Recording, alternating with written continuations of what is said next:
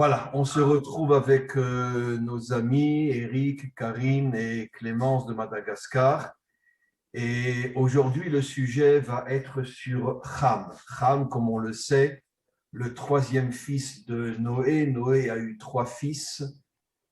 Yafet, qui était l'aîné, après le deuxième était Shem, et le troisième était Ham. Et d'après notre tradition, Ham est le fondateur de l'Afrique. La grande majorité de l'Afrique est de couleur noire, mais pas uniquement, car l'Afrique du Nord n'est pas de couleur noire. Les Égyptiens, les Libyens, les Marocains, les Algériens, les Tunisiens sont très bronzés, c'est sûr, mais en tout cas, ils ne sont pas de couleur noire. Mais 80% de l'Afrique, malgré tout, est de couleur noire. Et comme on l'a expliqué déjà dans de nombreux cours, et c'est juste ce que je voudrais redire comme introduction, il y a deux couleurs qui symbolisent la royauté d'Hachem, c'est-à-dire le dévoilement de la royauté d'Hachem, le noir et le bleu qu'on appelle trélet en hébreu, qui est l'un des fils que l'on porte aux quatre coins d'un habit, ce qu'on appelle les tzitzit. La majorité des fils sont blancs, mais il y en a un qui est bleu et qui représente la malchoute aussi. Donc il y a deux couleurs essentielles qui représentent la royauté, c'est-à-dire le dévoilement de la royauté d'Hachem dans ce monde, le noir et le bleu. Donc le bleu est en vérité la couleur qui a été donnée à Israël dans sa mission de dévoiler Hachem comme roi de ce monde, et le noir a été donné aux Africains. Et donc, comme je l'ai expliqué déjà dans de nombreux cours, on le verra surtout à l'époque du Mashiach, il y aura une alliance très, très, très profonde entre Israël et l'Afrique. Je parle essentiellement de l'Afrique noire, parce que bon, l'Afrique du Nord, aujourd'hui, est musulmane, donc les relations sont plus difficiles, mais avec la grande majorité de l'Afrique, qui est l'Afrique noire, il y aura au moment de la délivrance finale un lien énorme pour pouvoir œuvrer dans la délivrance et dans la réparation du monde, c'est-à-dire que le bleu d'Israël et le noir de l'Afrique s'uniront.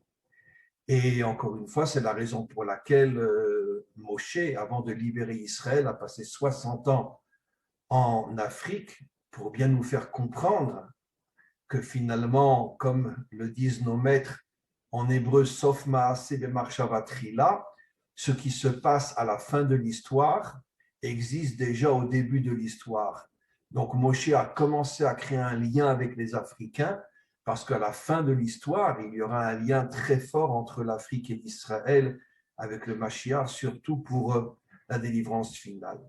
Juste encore une ou deux phrases à titre d'introduction. J'ai déjà expliqué dans de nombreux cours que nos maîtres enseignent que plus un homme ou plus un peuple a une mission extrêmement importante, et plus toutes les forces du mal s'acharnent à empêcher cet individu ou ce peuple de réaliser sa mission en essayant de le faire tomber dans toutes sortes de fautes inimaginables. C'est ce qui s'est passé avec Israël. On le sait, à l'époque des rois, à partir, on pourrait dire, du petit-fils de David, le fils du roi Salomon, la royauté d'Israël a commencé à devenir extrêmement corrompue, extrêmement criminelle, même débauchée. Je parle des dirigeants, bien sûr, pas du peuple, au point que ça a amené à la destruction du premier temple et 4 exils qui durent plus ou moins encore jusqu'à aujourd'hui. Pourquoi les forces du mal se sont à ce point attaquées à Israël? Pour pouvoir l'empêcher de mener à bien sa mission de réparer le monde. C'est exactement ce qui s'est passé aussi avec les Africains. Je parle des Africains de couleur noire.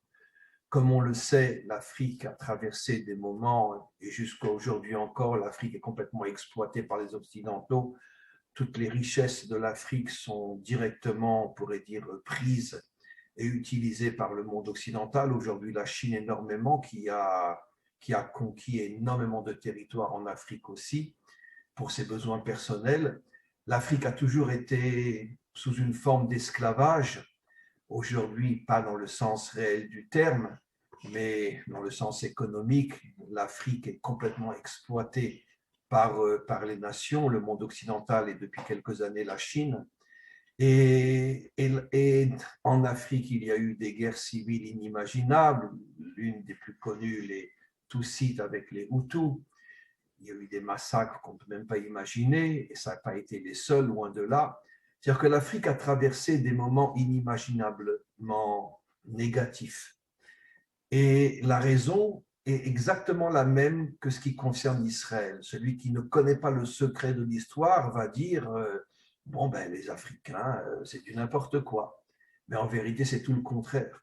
C'est justement parce que dans le potentiel de l'Afrique, il y a une force qui va être celle de la délivrance finale en association avec Israël, que ça fait des millénaires que les forces contraires font tout pour salir, pour affaiblir l'Afrique par des guerres civiles, par des exploitations économiques, etc., par l'esclavage qui a duré des siècles aussi.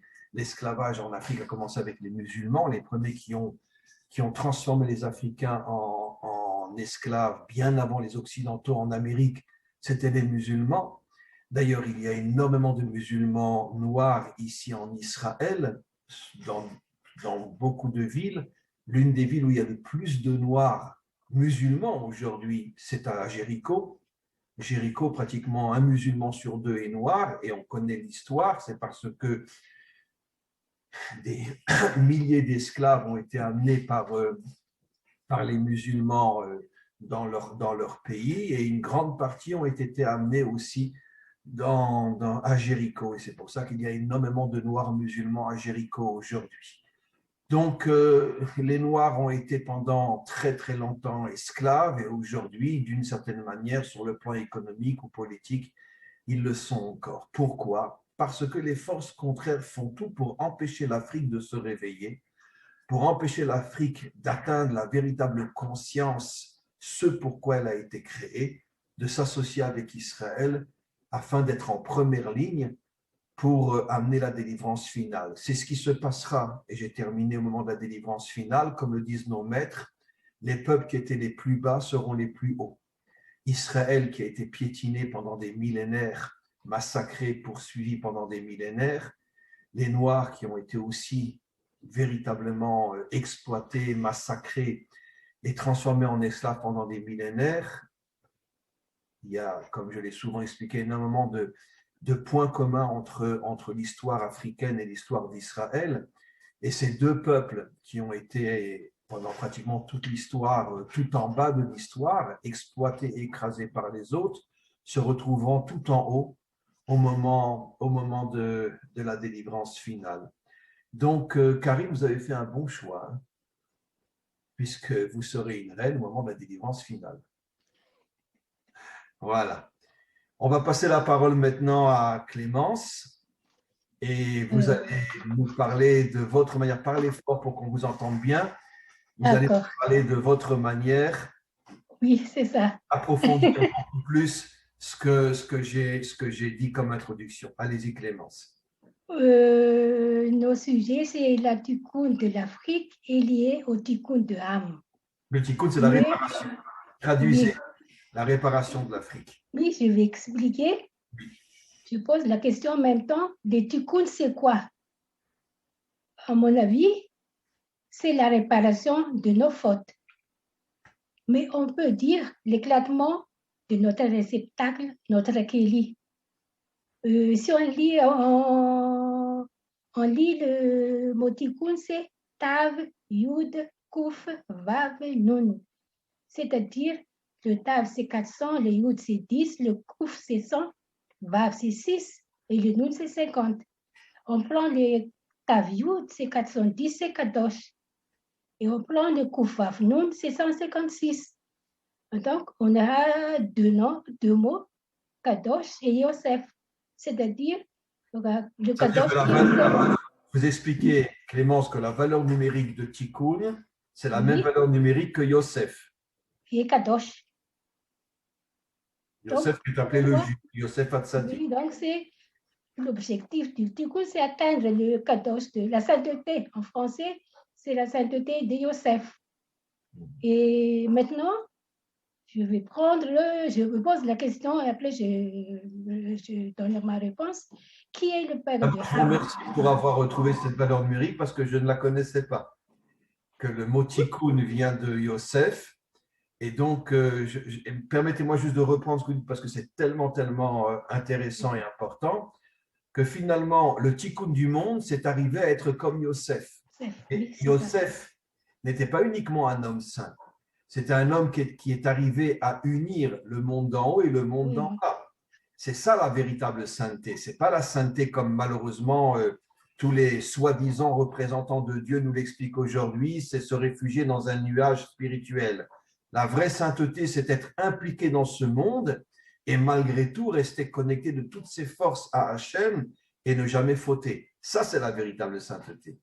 Mais quelqu'un qui n'est pas dans ce monde n'est pas un saint. Un saint, c'est quelqu'un qui est impliqué dans ce monde et qui ne tombe pas. Ça, c'est un véritable saint. Et c'est le cas de Yosef. Oui, je vais après, je vais revenir sur Tikkun. Mais je continue mon explication. Je pose ma question. Qui est le père de Ham? C'est Noah. Et quand on écrit le nom de Noah, c'est Nun-Het, c'est-à-dire Nun 50, Het 8. Alors, c'est 58. Et si on ajoute les Yud au nom de Noah, le Nun-Het, on aura Nun Yud Het, c'est-à-dire Nun 50, Yud 10, Het 8, c'est 68. Cela nous donne le valeur numérique de Haïm. Mais pourquoi vous avez rajouté un Yud à Noir? Je n'ai pas compris. Pourquoi vous rajoutez un Yud à Noir? Puisque le manque de Yud de Noah, ça lui empêche d'atteindre le Haïm. C'est ça. Si on ajoute le Yud, il devient Haïm. Puisque avant, puisque pour moi, c'est l'objectif.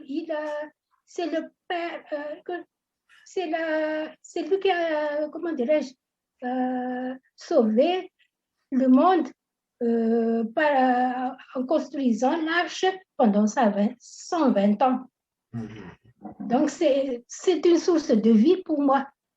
Sans lui, s'il n'a pas gracié, le monde détruit, disparaît. Absolument. C'est pour cette raison que j'ai choisi le Yud. Oui. Donc, les Haïm de Noir, on peut dire que c'est Haïm c'est par lui que le monde est constitué.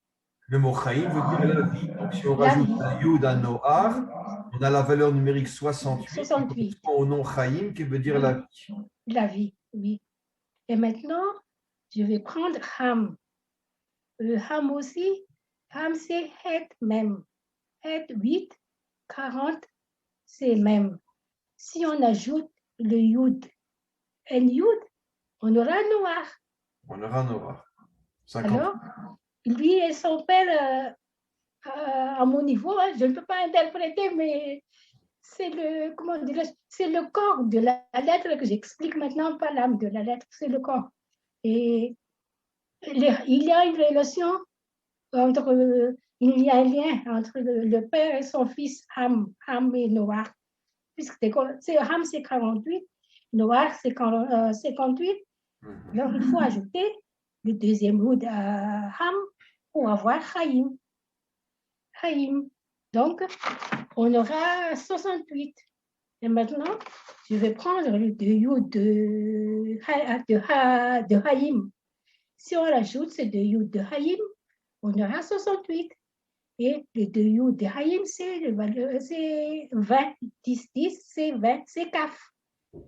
Donc, en tant qu'Africain, en tant que Adam en Afrique, je pense tout de suite avec le mot couche. La première lettre du mot couche, c'est Kaf. Couche, qui veut dire le pays d'Afrique, mais je prends le couche en tant que peuple, mais pas en tant que... Dans la Torah, l'Afrique est appelée couche, absolument. Oui, c'est pour ça qu'il dit que Moshe a épousé une couchite, une femme africaine noire. Oui. Couche, on écrit Kaf Vav Shin, c'est-à-dire Kaf 20, Vav 6, Shin 300. Il y a le Kaf Vav, c'est le nom divin, mais en tout, on aura dans le mot l'Afrique, les deux premières lettres font allusion au nom divin. Oui, puisque le c'est nom ça. divin a pour valeur numérique 26 26. correspond aux deux premières lettres du mot couche qui fait allusion à l'Afrique. Oui, c'est ça. Et maintenant, puis je prends le mot Mashiach. Mashiach, c'est même Shin, Yud, Et. 40, 310 et 8, c'est 358. Donc, je prends le mot couche et le mot lève, c'est-à-dire lève, le cœur, c'est 32. Donc, 326 plus 32, on aura 358. Donc, je prends le couche. Alors, regardez, pour confirmer ce que vous dites, dans le mot Mashiach, Oui. prenons les trois lettres du milieu. Shin, Yud, Chet. Shin, la première lettre de Shem. Yud, la lettre de Yafet. 10. Chet, Cham. Mais si vous prenez la première et la dernière, Mashiach, vous avez le mot Cham. Ah. Oui, c'est ça. Ça veut dire que dans le mot Mashiach, le mot Cham est écrit en entier, alors que les autres ne sont cités que par la première lettre. Shin, Yud, Chet. Mais dans le mot Mashiach, vous avez Cham, puisque vous avez le même et le Chet, qui veut dire Cham, qui fait allusion à l'Afrique. Alors, je prends là Haïm. Haïm, c'est de Yud. Si on enlève de Yud, il reste Cham. Oui. Oui. Donc, la vie, comment dire, couche, c'est le corps de Haïm. Le cœur de Haïm. Donc, d'après moi, c'est en plus, c'est le corps de Mashiach. Les deux ensemble, Haïm et Mashiach, le cœur. Donc, permettez-moi, Rav, de révéler quelque chose, mais je dois révéler, puisque c'est pour l'avenir de l'Afrique, pour le tikkun de l'Afrique. Votre nom, c'est Haïm. Donc, c'est votre Torah de délivrance qui va aider l'Afrique pour ramener le Mashiach. Donc, l'Afrique, vous êtes le chalia de l'Afrique pour la délivrance finale.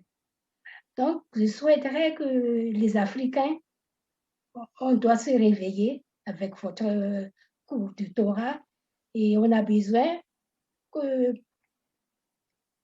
je vais poser la question aussi. Il y a plusieurs niveaux il y a le Pardes, c'est ça. Donc, nous, les Africains, nous devons apprendre le sort de la Torah. Et surtout, c'est pour l'Afrique, je veux comprendre quel type de sort qu'on va comprendre pour révéler le Mashiach. Ça, c'est une question que vous demandez.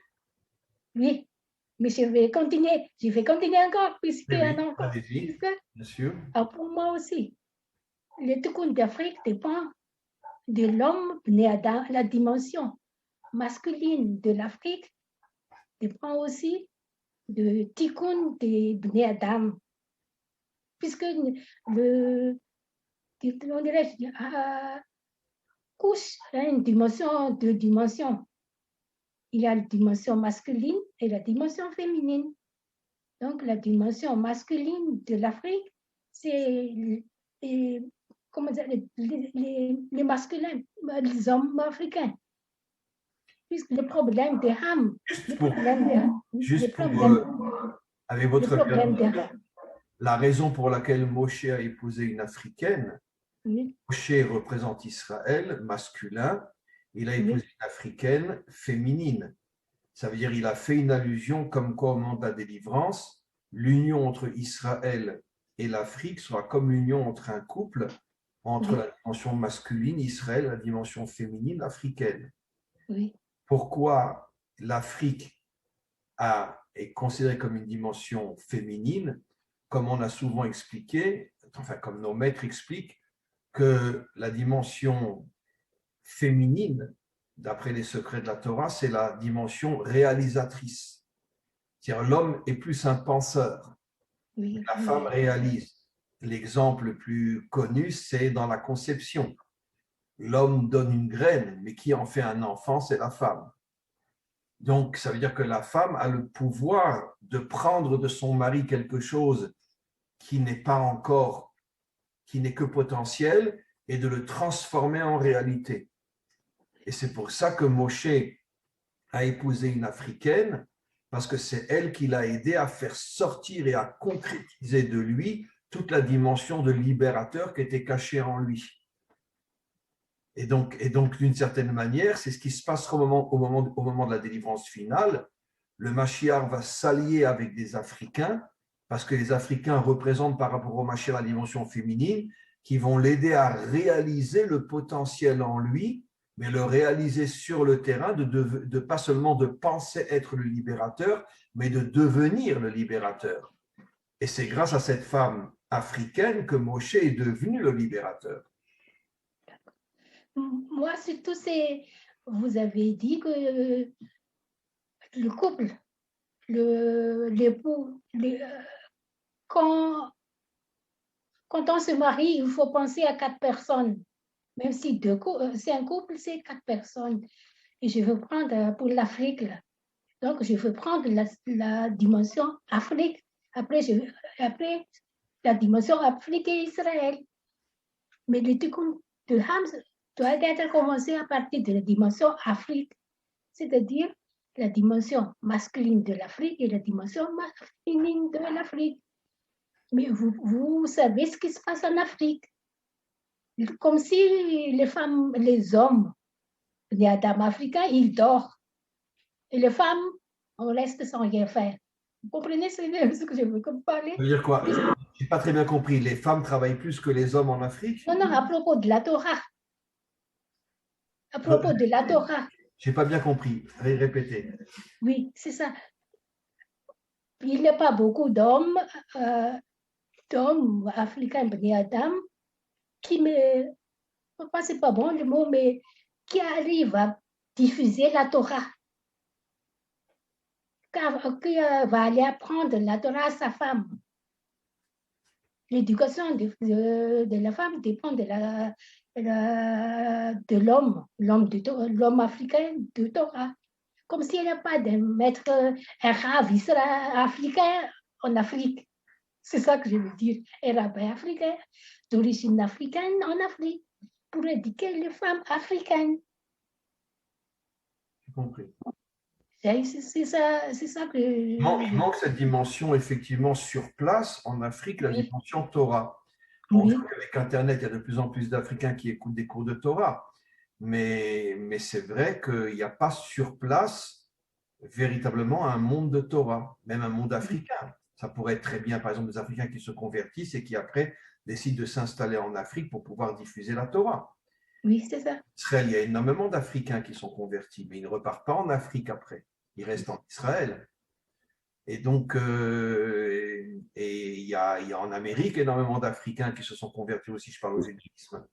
En Europe aussi, mais ils ne retournent pas en Afrique. Ils ne retournent pas en Afrique. Donc, pour commencer le tikkun, il faut commencer sur le terrain. C'est ça. Oui, vous avez raison. Il faut commencer en Afrique. Il ne faut pas attendre toujours Israël, mais il faut commencer en Afrique. Donc, justement, on l'a expliqué dans le cours là que j'ai mis aujourd'hui avec M. Ababou, que le premier rave très, très important qui a commencé à créer des liens avec les Africains, c'était le Rav Ashkenazi. C'est le cours que j'ai mis ce matin sur le site. Oui. Personne n'a compris, mais qu'est-ce qu'il va faire en Afrique? Les Juifs n'étaient pas du tout habitués à voir quelqu'un aller en Afrique. Et lui, de lui-même, il a compris, parce que bon, c'était un géant qui avait vraiment pratiquement un esprit prophétique, et il a compris que la délivrance devait passer par l'Afrique, et c'est pour ça qu'une grande partie de sa vie, il l'a consacré à faire des allers-retours constamment en Afrique. Et il avait des liens avec beaucoup de dirigeants africains, avec des rois africains, avec des dirigeants africains. Et donc, c'est lui qui a lancé la graine de ce dont on parle aujourd'hui. Mais c'est vrai qu'il faudrait qu'il y ait en Afrique vraiment des gens sur place qui enseignent, c'est sûr. Parce que bon, l'Afrique aujourd'hui, elle est surtout ou musulmane ou chrétienne, ou elle est restée dans ses traditions anciennes, mais bon, il n'y a pas vraiment de judaïsme en Afrique. Ces derniers temps, plus à cause d'Internet, mais il n'y a pas véritablement, il n'y a pas vraiment la Torah en Afrique. Alors que il y a des centaines de milliers d'Africains qui sont d'origine juive. La tribu des Danites et quantité d'autres. Vous savez que dans le Talmud, il est dit que les 10 tribus ont été exilées en Afrique. Il y a une discussion s'ils ont été exilés dans ce qui est aujourd'hui le Pakistan et l'Afghanistan, mais il y a un avis qui dit qu'ils ont été exilés en Afrique. Ça veut dire que 10 tribus, bon, la preuve, les Éthiopiens. Les Éthiopiens, c'est une tribu qui est revenue en Israël aujourd'hui, qui sont tous noirs aujourd'hui, mais c'est une tribu d'Israël qui est partie en Afrique. Et les Danites, c'est pareil. C'est des centaines de milliers qui se réclament d'origine de la tribu de Dan. Dan aussi est parti en Afrique. C'est pour ça qu'on les appelle les Danites. Oui. Et en plus, arabe, c'est pourquoi que j'ai insisté un peu sur l'éducation des Bnei Adam africains, du côté masculin, féminin, c'est dans couche aussi. On dit que le couche, c'est le corps du Mashiach. Pour moi, c'est une dimension nefesh. L'âme, c'est au niveau de nefesh. Donc, le nefesh, donc couche, c'est le nefesh du Mashiach ben David. Ce que vous dites est explicitement dit dans les secrets de la Torah que Ham était le Nefesh, Yafet le Ruach et Shem la Neshama. Oui. Et donc c'est pour ça que l'Afrique est considérée comme la dimension féminine, parce que le Nefesh est la dimension de la réalisation, de la concrétisation, qui est le Nefesh. Le Nefesh, c'est la partie de l'âme qui pousse l'homme à l'action, justement. Puisque c'est, même avec les chiffres, avec le valeur numérique, c'est prouvé. Puisque si on prend David, 14, si on ajoute 14 à 4 plus 5, c'est 5. Et Haïm, 68, c'est 14 aussi. Donc, pour moi, c'est les top dans Kouchia ou Kevavke. Donc, le premier du coup, c'est le He Bina et le He Malchut. Donc, c'est. Absolument. Oui. David, c'est 14, 4 et 1, ça fait 5, 5, c'est la royauté, c'est la Malchut. La dernière lettre du nom divin qui représente la Malchut, absolument. Oui.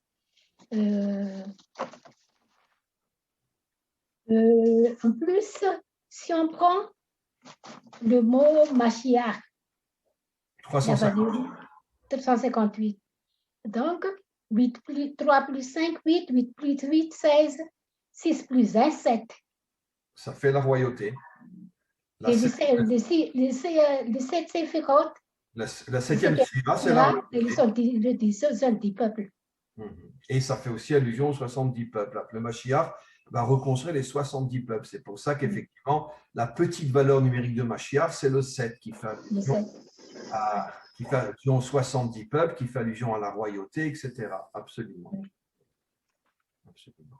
Et si on prend le mot Adam, il est formé de 3 lettres.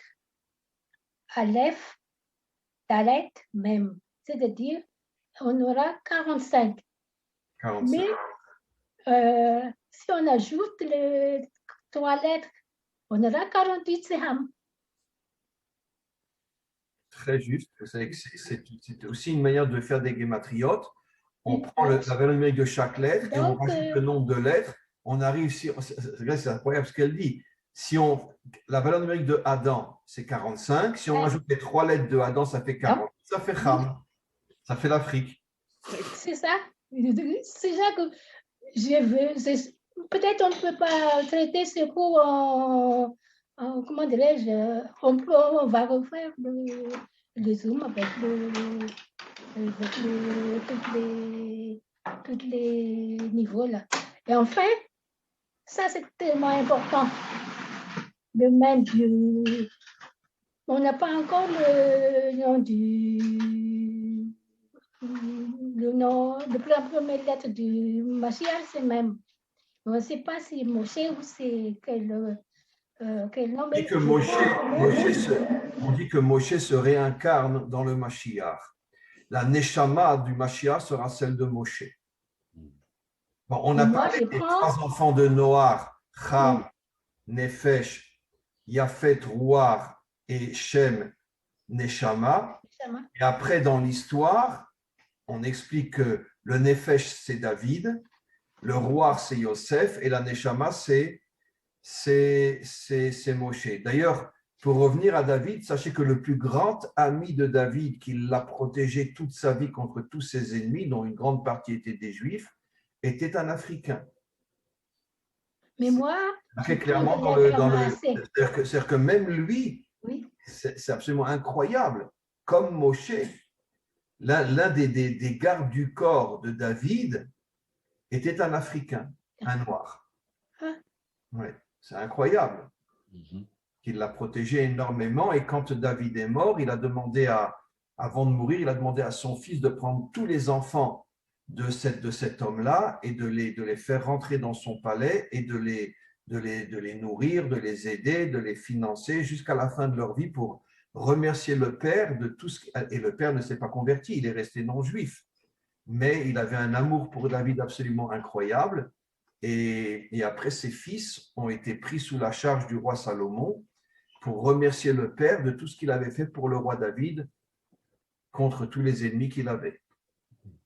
Mais moi, je choisis le mot massé. Massé, puisque ça commence par même aussi.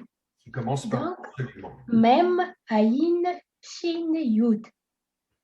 Donc, même c'est 40, Aïn c'est 70, Shin c'est 300, Yud c'est 10. Donc, moi, j'ai trouvé, peut-être c'est, je ne sais pas, j'ai trouvé 310, c'est Yesh. Et Aïn, c'est 70, et je dis, il y a l'existence de mot Yesh Me'ayin. Yesh Me'ayin, c'est que le monde a été créé à partir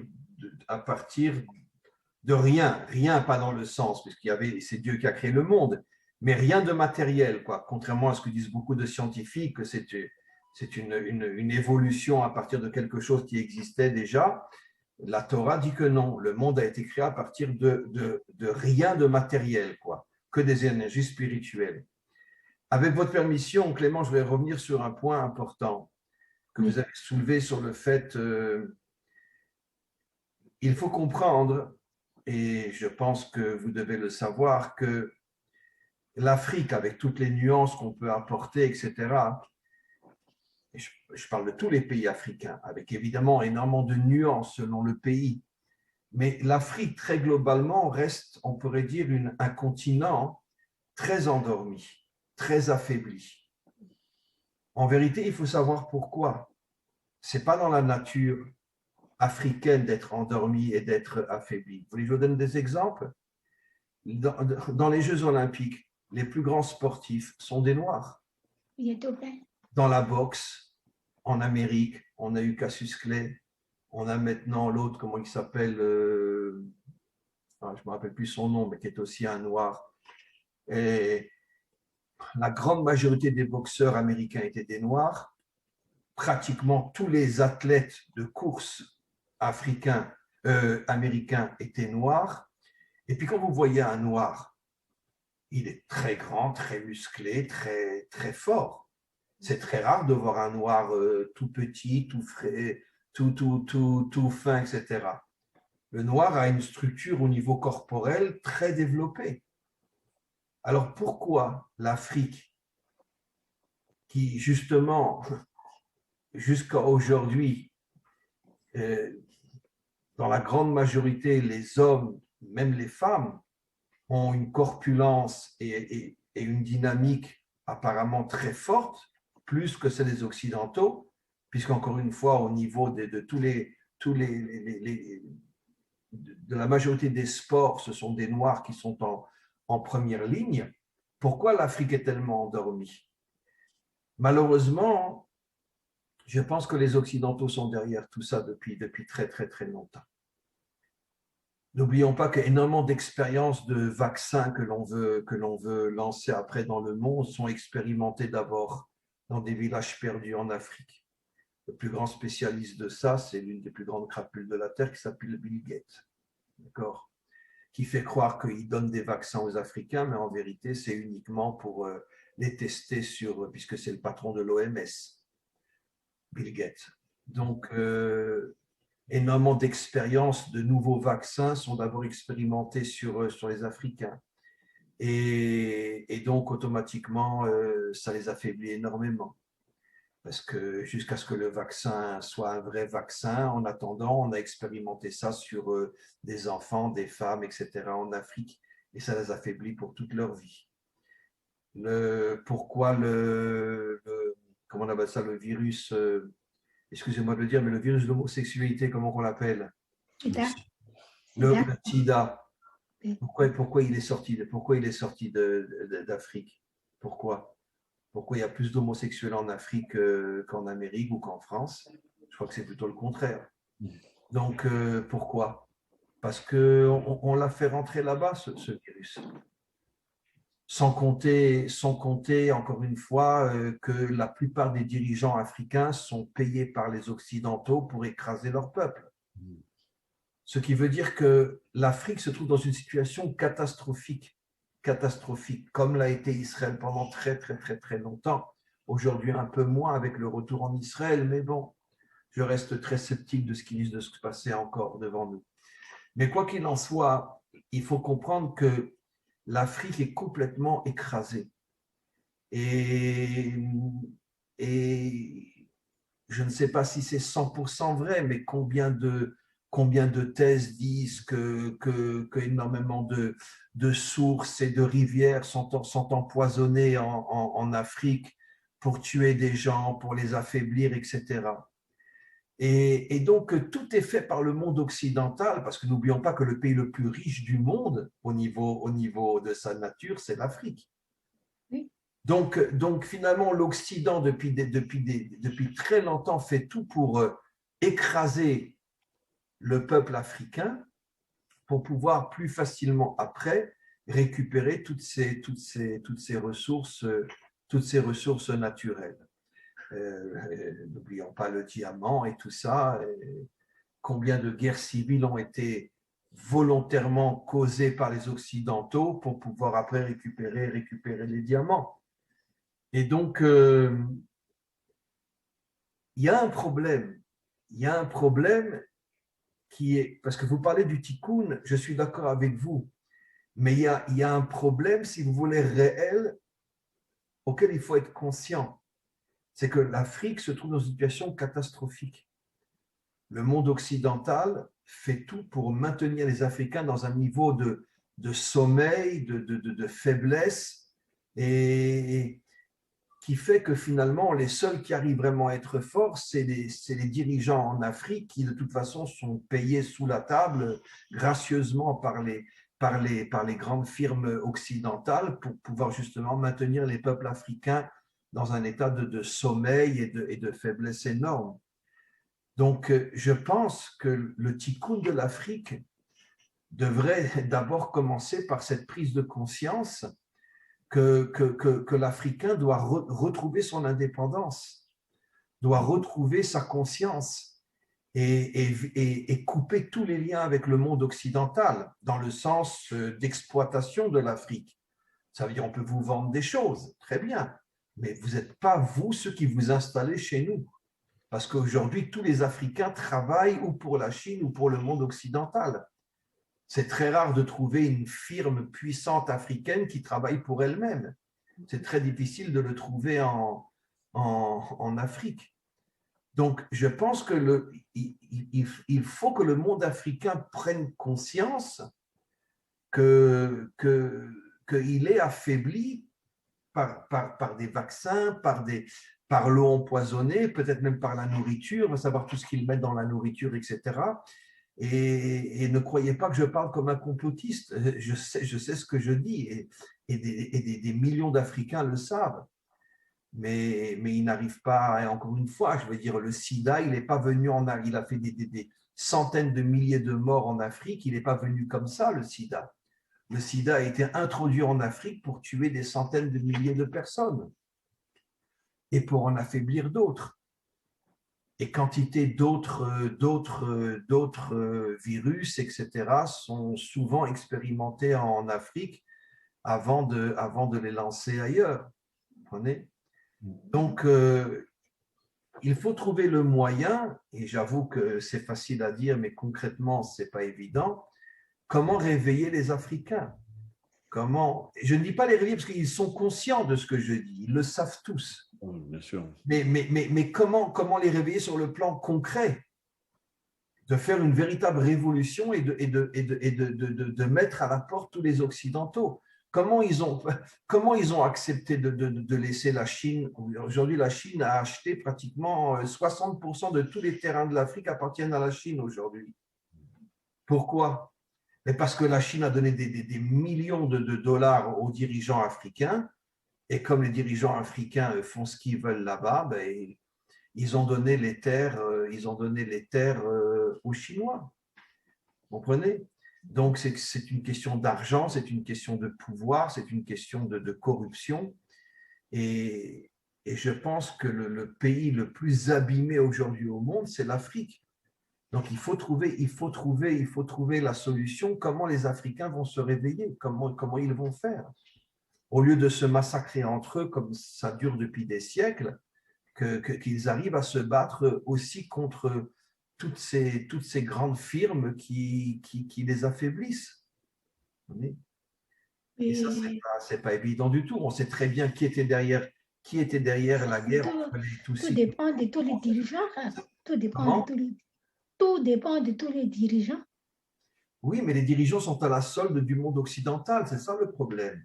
Oui. Après, Oui. Sur le terrain aussi, c'est compliqué parce qu'en plus d'être à la solde des dirigeants, il y a aussi les conflits entre les tribus.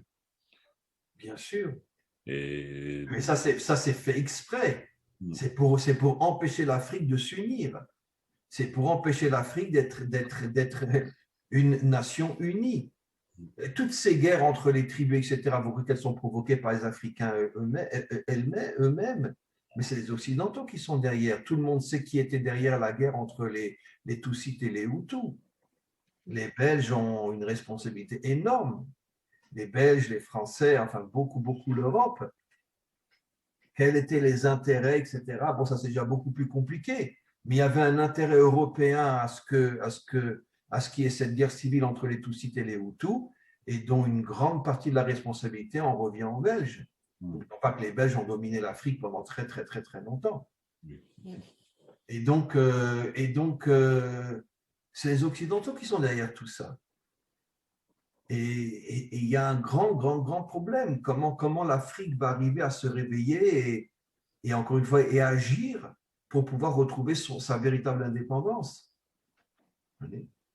C'est peut-être aussi pour ça, Clémence, que beaucoup d'Africains qui aujourd'hui sont capables d'enseigner la Torah et qui se sont convertis depuis des années, on en a beaucoup ici en Israël, refusent de retourner en Afrique parce qu'ils savent que pour l'instant, l'Afrique est dans une situation où les yeux et les oreilles sont bouchés. C'est ça, c'est exactement ça.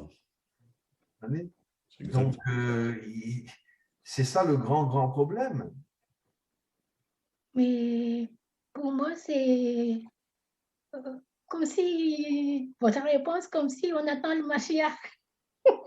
De toute façon, c'est sûr que le Mashiach va libérer le monde entier. Et de toute façon, il n'y a pas que l'Afrique qui est dans cette situation-là. Je dis que l'Afrique est dans la situation la pire aujourd'hui.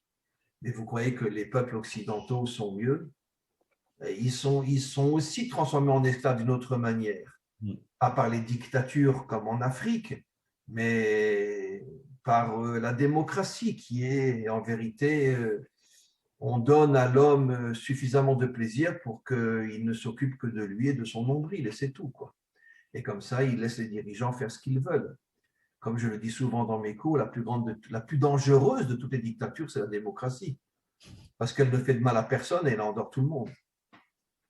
Et en Afrique, c'est plus de la dictature réelle que de la démocratie, mais le problème, c'est sûr que c'est le Mashiach qui va libérer les 70 peuples.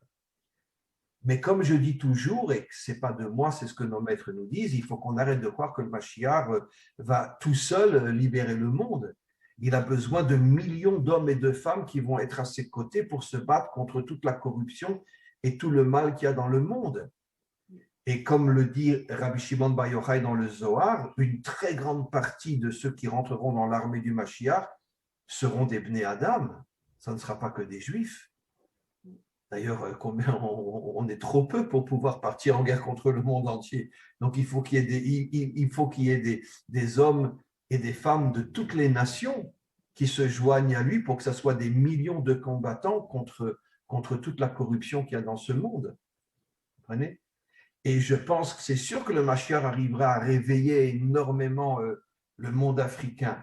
Mais d'un autre côté, moi, je n'accepte pas, si vous voulez, cette vision des choses où quand le Mashiach viendra, tout s'arrangera. Non, parce que nos maîtres disent tout le contraire. Nos maîtres nous disent que la venue du Mashiach, c'est comme un accouchement. Ça veut dire qu'il est conçu dans un ventre pendant de nombreuses années à l'échelle de l'histoire humaine. Et ce ventre, c'est qui ?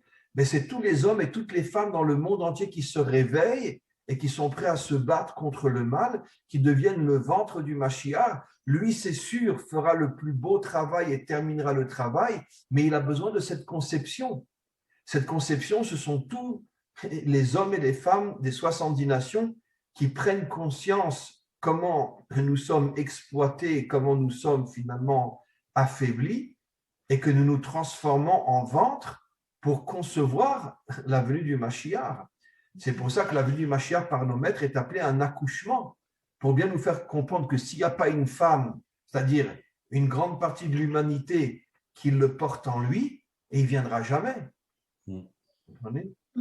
Mais le mot Adam, arabe s'est trouvé dans Ham, le mot Adam.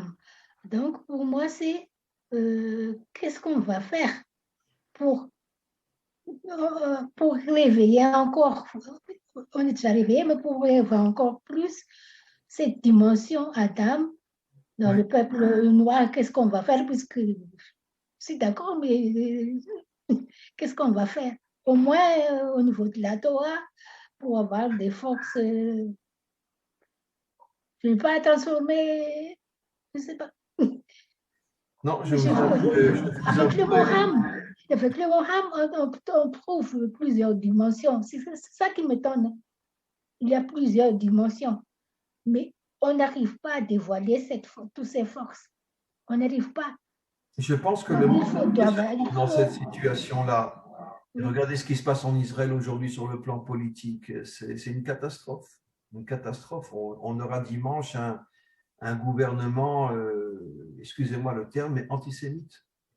Antisémites qui vont tout faire pour casser la Torah, pour casser le monde religieux, c'est des gens de gauche qui vont essayer de partager Jérusalem et va savoir tout ce qu'ils vont faire. Et c'est le gouvernement qu'on va avoir à partir de dimanche. Et vous croyez que le peuple israélien se réveille, se révolte, Il y a un grand problème dans le monde aujourd'hui. Il y a un grand problème, c'est que les peuples sont endormis. Ouais. Les peuples sont endormis. Et je vous avoue avec toute la sincérité que on est des beaux parleurs, mais des hommes d'action. Qu'est-ce qu'on fait? Qu'est-ce qu'on fait? Bon, maintenant, je vais vous dire aussi très sincèrement, qu'est-ce qu'on fait? Le premier qui fait quelque chose, en 5 minutes, il prend une balle dans la tête. Hein. Et il faut être conscient. Martin Luther King, Coluche en France, Rav Kahana en Israël et dans tous les pays. Chaque fois qu'un homme a décidé de se battre contre le système, tout de suite, il a été exécuté. Tout le monde sait que c'est la CIA qui a tué Martin Luther King. Pourquoi? Parce qu'il a commencé à parler de la libération des Noirs à un moment où l'Amérique blanche n'était pas encore prête à le faire. Et la CIA l'a liquidé en envoyant un voyou, bien sûr, en faisant croire que c'est un voyou raciste qui a tué… Enfin, quel idiot qui va faire une chose pareille? Tout le monde sait qui était derrière.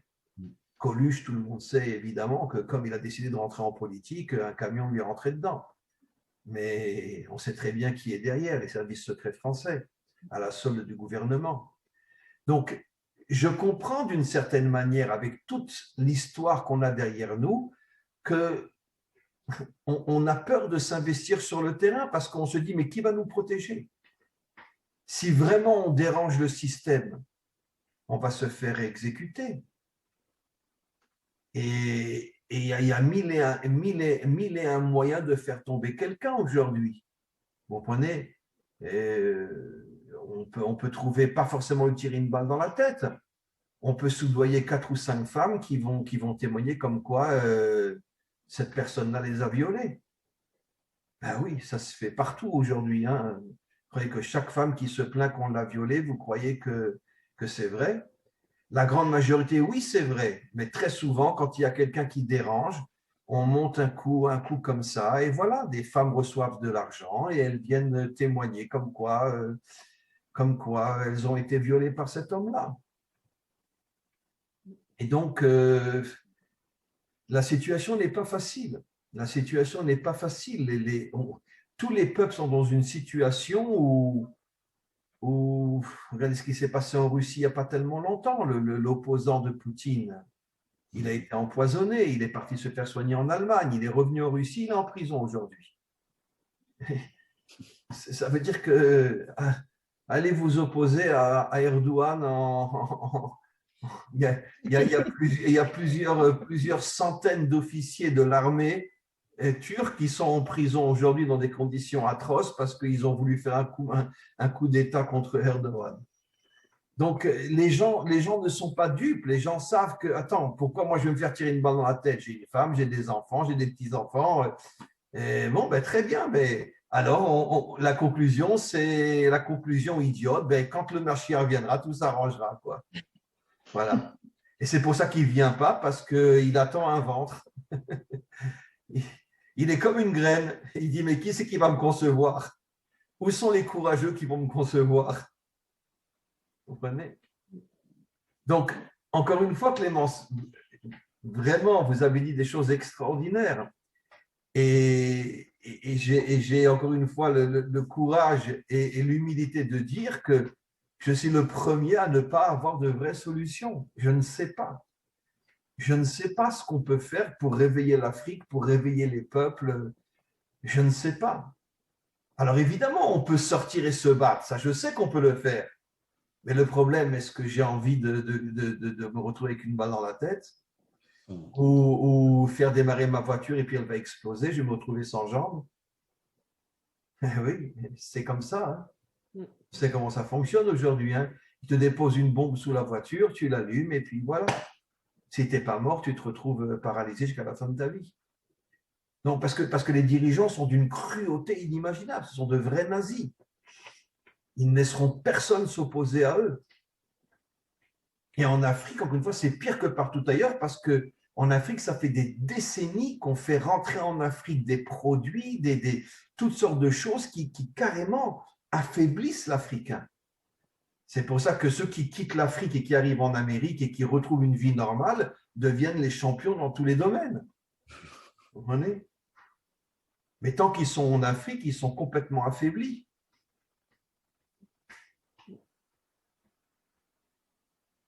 Donc, écoutez, ce n'est pas grave de terminer une discussion sur finalement un point d'interrogation, parce que ça prouve au moins qu'on n'est pas des religieux stupides qui disent ben, Dieu va tout arranger. Ça, c'est le discours d'église ou le discours de synagogue, mais ce n'est pas le discours d'un homme authentique.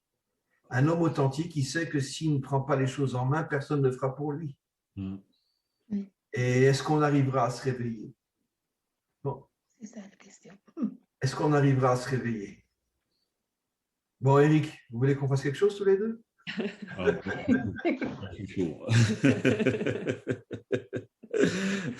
Le problème, c'est que, oui, combien de temps on va survivre? C'est ça. Mais bon, peut-être que si chacun y met, on n'est pas obligé de tous combattre sur tous les fronts. Si Ouais. chacun dans sa spécialité peut déjà essayer de faire bouger les lignes, peut-être que l'ensemble fera bouger les choses. Je pense qu'aujourd'hui, très sincèrement, on est dans la première phase du combat, qui est d'une certaine manière l'enseignement, afin que de plus en plus de gens prennent conscience de ce qui se passe. Oui. Je pense qu'on est dans cette phase-là aujourd'hui. Peut-être que c'est cette phase-là qui est le ventre du Mashiach, peut-être, va savoir. Peut-être que le Mashiach viendra après concrétiser. Vous savez que le Mashiach dans le Zohar est considéré comme étant féminin. Pourquoi? Parce que c'est un réalisateur et pas un penseur. Donc peut-être que nous, on est au niveau de la pensée. Ça veut dire on transmet des idées qui réveillent aujourd'hui des milliers et des milliers de personnes partout dans le monde. Peut-être qu'effectivement, c'est ça le ventre du Mashiach. Et lui, après, va naître grâce à ce ventre qui aura fait prendre conscience à énormément de personnes de la situation dans laquelle nous vivons. Et peut-être grâce à ça, après, lui se dévoilera avec sa dimension féminine et deviendra le réalisateur et on pourra se joindre à lui parce que, bon, on espère qu'il arrivera à avoir autour de lui et de nous une muraille de feu qui nous protégera. Mais puisqu'il est censé réussir son travail, donc à vision humaine, ça paraît complètement impossible.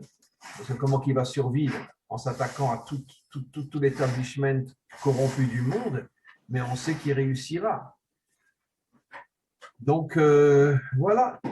Donc, peut-être qu'effectivement, pour terminer sur un point positif, Clémence, peut-être qu'effectivement, il faut rester humble et se dire que peut-être que notre travail aujourd'hui n'est pas encore de rentrer sur le champ de bataille, mais notre travail aujourd'hui de réveiller les gens, peut-être. Parce que c'est vrai que les gens sont endormis depuis des millénaires.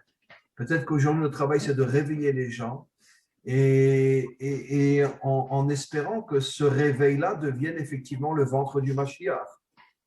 Mais surtout ce que je vous demande, c'est surtout de nous habituer, d'expliquer l'Afrique au niveau de SOD, au niveau de secret doctorat et petit à petit, même surtout au niveau des matériaux comme ça, au niveau du SOD, au niveau du texte du Zohar et au niveau d'Ari Kadosh et Rabbi Haïm Vital, comme ça, c'est nécessaire pour les Africains. Au moins, on n'étudie plus le Torah au niveau de Pshat, mais on monte au niveau des Sod. Peut-être qu'effectivement, avec le temps, il faudrait peut-être organiser un grand groupe d'Africains et peut-être qu'on pourrait faire de temps en temps un cours sur le Zohar. C'est ça. Ça peut être effectivement une solution énorme, puisque Rabbi Shimon Bar Yochai lui-même dit que quand le Zohar se diffusera dans le monde entier, ça amènera la délivrance finale, puisque le Zohar, c'est la lumière de la délivrance. Ce n'est pas l'action de la délivrance, mais c'est la lumière de la délivrance. Peut-être qu'il faut peut-être penser dans ce sens-là aussi. C'est ça. Voilà, écoutez, on va terminer, mes amis. Et vraiment, c'était un échange vraiment très profond, très intéressant, très riche. Et même si on termine sans conclusion réelle, ça prouve qu'on est des personnes authentiques. On ne cherche pas à se mentir et à mentir aux autres en faisant croire que ça y est, on a toutes les solutions. Non, on est des êtres humains avec nos qualités et nos faiblesses, en espérant qu'on arrivera un jour à surmonter nos faiblesses et à commencer à trouver des solutions concrètes pour se battre contre tout le mal qu'il y a dans ce monde. Voilà. On va se quitter maintenant. Merci encore une fois beaucoup, Clémence, pour votre intervention. Merci à Eric et à Karine pour la préparation de ce Zoom. Et j'espère qu'on se retrouve dans pas longtemps. Et on fixera une prochaine date. On devrait essayer de refaire un cours avec un peu plus de monde au niveau des Africains. Peut-être le prochain cours. Hein. Le prochain cours. Peut-être le prochain cours, essayer de reprendre contact avec les Africains. Et peut-être, vous savez quoi, peut-être que ce sera l'occasion de peut-être lancer un cours sur le Zohar. Oui. Très bien. Peut-être qu'effectivement, le prochain cours qu'on fera, et d'ailleurs, on pourra peut-être le faire de manière générale. Allez, À chaque fois qu'on fera un cours avec plus de monde au niveau des Africains, je prendrai un petit texte du Zohar qu'on expliquera. Oui. Ouais, c'est magnifique, Voilà. Merci. c'est génial. Très bonne idée. Voilà. Merci beaucoup à vous tous, à vous toutes, et on se retrouve bientôt. Merci Merci. beaucoup. À bientôt. Merci Au beaucoup. revoir. À bientôt. Merci, Au Clémence. revoir. Au revoir.